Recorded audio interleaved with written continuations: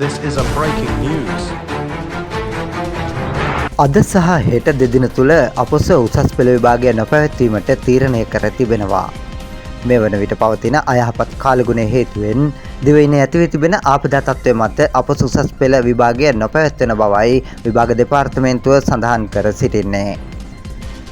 අද සහ හෙට යන දෙදින තුළ අපොස උසස් පෙළ විභාගය නොපැවැත්වීමට තීරණය කර තිබෙනවා.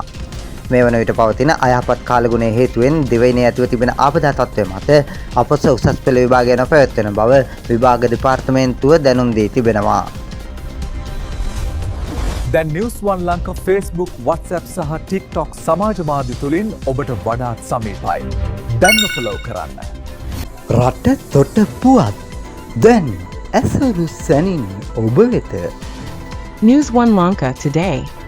True is soon.